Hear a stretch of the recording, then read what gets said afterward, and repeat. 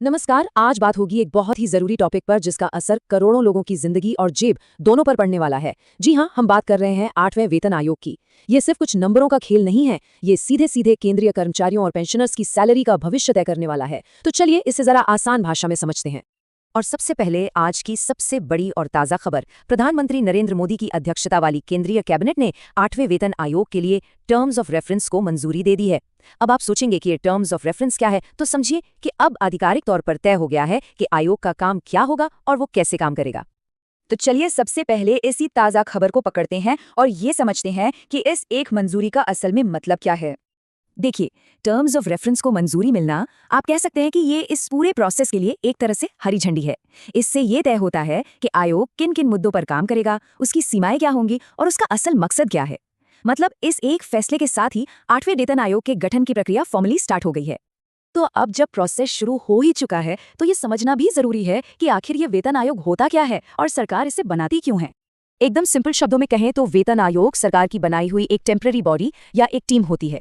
इसका मेन काम होता है सरकारी कर्मचारियों की सैलरी, उनके अलाउंस और पेंशन के पूरे स्ट्रक्चर को रिव्यू करना और फिर महंगाई और बाकी चीजों को देखते हुए उसमें बदलाव की सिफारिश करना।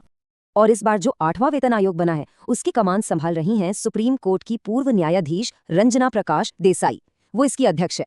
उनके साथ टीम में है पार्ट टाइम सदस्य प्रोफेसर पुलक घोष और सदस्य सचिव पंकज जैन। यही वो कोर टीम है जो सिफारिशों का पूरा ड्राफ्ट तैयार करेगी। अब सवाल ये उठता है कि इस आयोग की सिफारिशों का असर आखिर कितने लोगों पर पड़ेगा। तो यकीन मानिए इसका दायरा बहुत बहुत बड़ा है। इसका सीधा सीधा फायदा देश के लगभग 50 लाख केंद्रीय कर्मचारियों को मिलेगा। और हाँ, इसमें हमारे डिफेंस फोर्सेस के जवान भी शामिल हैं। और बात सिर्फ नौकरी करने वालों तक ही सीमित नहीं है। करीब 69 लाख पेंशनर्स की पेंशन भी इसी आयोग की सिफारिशों के आधार पर ही रिवाइज होगी। मतलब कुल मिलाकर देखें तो 1 करोड़ से भी ज्यादा लोग हैं जिनकी नजरें इस पर टिकी हुई हैं। चलिए अब आते हैं उस सवाल पर जिसका शायद सबको सबसे ज्यादा इंतजार है कि आखिर सैलरी बढ़ सकती है तो कितनी। सैलरी में कितनी बढ़ोतरी होगी, इसे समझने के लिए एक शब्द को समझना बहुत जरूरी है, फिटमेंट फैक्टर। आप इसे एक मैजिक नंबर मान सकते हैं। इसी नंबर से आपकी अभी की बेसिक सैलरी को मल्टीप्लाई किया जाता है और फिर नई सैलरी तय होती है। ये फॉर्मूला इसे बिल्कुल साफ कर देता है। जो भी आपकी नई बेसिक पे होगी वो आपकी आज की बेसिक पे को फिटमेंट फैक्टर से गुणा करने पर निकलेगी। एकदम सीधा और सिंपल कैलकुलेशन। यहाँ पर जरा तुलना करके देखते हैं। 7वें वेतन आयोग में फिटमेंट फैक्टर था 2.57। वहीं 8वें आयोग के लिए जो अनुमान लगाया जा रहा है वो है 2.86 से 3.00 के बीच। ये साफ इशारा कर रहा है कि इस बार एक अच्छा खासा जंप मिल सकता है। तो इसका जमीन पर क्या असर होगा? चलिए मिनिमम बेसिक पे का उदाहरण लेते हैं। अभी यह 18,000 रुपये है। कर्मचारी संघों की मांग और अनुमानों को देखें तो इसके बढ़कर 26,000 रुपये तक होने की पूरी संभावना है। मतलब सीधा सीधा करीब 44% का उछाल।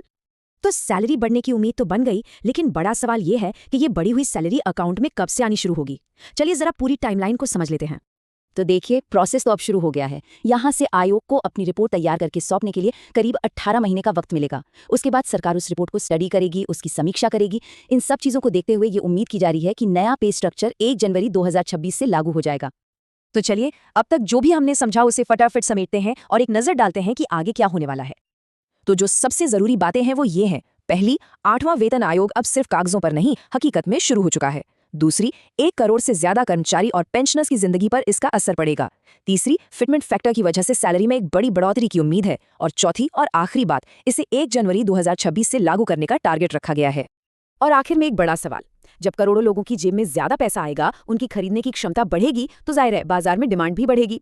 तो सोचने वाली बात यह है कि वेतन में इस बड़े इजाफे का देश की ओवरऑल इकोनॉमी पर क्या असर होगा।